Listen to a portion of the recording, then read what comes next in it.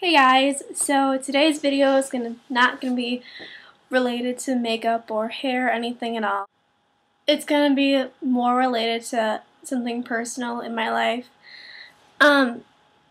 Yes, I will be talking throughout pretty much the entire video, and yes, I do feel awkward, so please forgive me for that.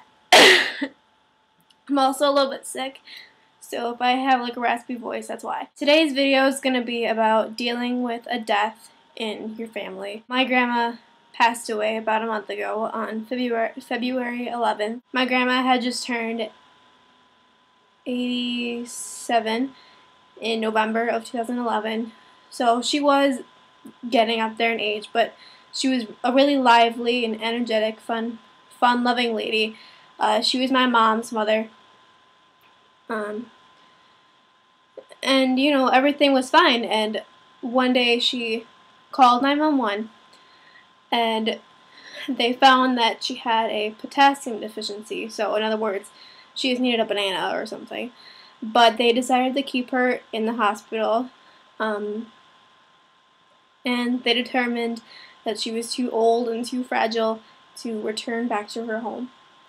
So they kept her in the hospital for a few weeks, and then I believe on January 30th or so, they transferred her to a temporary assisted living facility, I think it's called. And they roomed her there, and as soon as she got there, you know, I'm not bashing assisted living at all. This is just what happened to this is my own personal experience. As soon as she got there, she kind of went nutty. She had hallucinations. She thought my grandma was a really very strong Republican, and don't bash her on that. She was an old woman, guys. Don't bash her on that. She was a very strong Republican, and she had hallucinations that there was a parade of Democrats in the next room. But she also had some scary visions. She claimed that she saw my whole family, including myself, my sisters, my mom, my aunts, and my cousin. She claimed that she saw us like popping out of her dresser drawers that she had in her room at the facility. And at one point she told my mom that she saw a guy in the corner that was wearing all black and had a black hat and a black beard. She insisted that she didn't like him.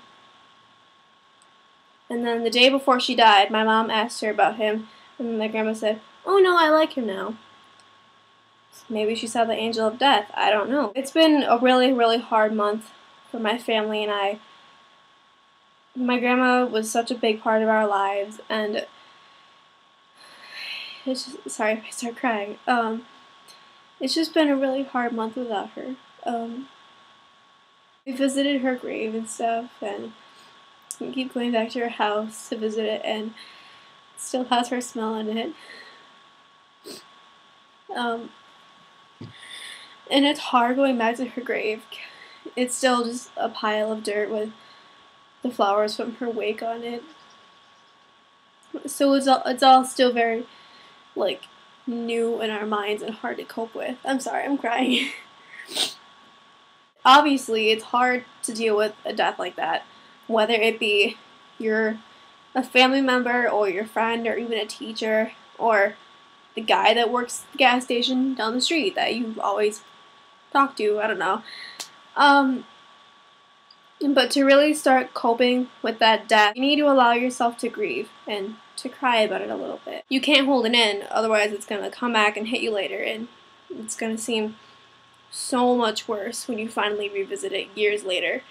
And it's okay to cry. I mean, I cried in the middle of school. I was at the final tournament for my dance team, and it was the biggest competition of the year. And I had just gotten back from doing our last dance, which was our jazz performance. And, you know, when we walked off, I had this really funny feeling, like I couldn't breathe at all. I knew it was from being tired from dancing, but I don't know how to describe it. I just felt sick. Once we got back in our room, I left for a second to go get something, I don't remember what, and I came back, and half my team was gone. It was just my two coaches and then 3 of my teammates. I checked my phone and I had a text from my mom, and it said, I'm sorry, I had to leave. The nursing home just called me. Grammie is in critical condition. They called 911 and said it's bad and to get here now. My grandma's mom lived to be 104, so she was such a strong lady that we assumed that she would overcome it. So I wasn't too worried. I mean, obviously I was concerned because it's my grandma, but I wasn't too worried about it. And then maybe 2 minutes later, one of my friends texted me and said, "Hey, are you okay?" And I said, "Yeah, why?" And then a few seconds later, I processed it and it clicked in my head, and I was like, "Oh my God, something's wrong." So I told my teammate to check Facebook from her phone. I told her to go on my sister's Facebook and see if she had posted anything. And the second my teammate went to my sister's Facebook and said that she had not posted anything, I got a text from my mom. The text said, "Grammie just died. I didn't get there in time. I love you," and I kind of did the math in my head, and when she died was exactly when I was walking off stage, when I couldn't breathe. As soon as I read that text, my teammate looked at me and she said, "What's wrong? What happened?" Because, I've danced with these girls for 3 years. I just finished my junior year season on my dance team. So I danced with this girl for 3 years. Like, she knows me, we know each other like the back of our hand. So she looked at me and she said, "What's wrong?" And I showed her the text, and she just gave me a huge hug, and I immediately started sobbing in her arms. One of my coaches, her name is Jenny, she came over and gave me a hug and said, "Is it someone in your family?" And I nodded the word yes. And she said, "Is it your grandma?" Again, I nodded yes, and she said, "Where is she?" And my teammate, her name is Morgan, the one that hugged me, her name is Morgan. My teammate behind me said, "She's in heaven." I do believe that it is good to look through pictures and listen to their favorite songs and just reflect on their memory. And with time, you will begin to accept what happened more. The pain is going to be there for a very, very long time, but you will eventually understand that that's what happened, and even though they're gone, they're not gone in your heart or in your head. When my grandma was still in the nursing home, right after she died, my mom, my sister's fiance, and my cousin were all in the room with my grandma, just seeing her one last time before they had to see her in, casket. But when they came to come get her, they being the people that collect, the song Ave Maria came on as they were walking in the room. Ave Maria was my grandpa's favorite song.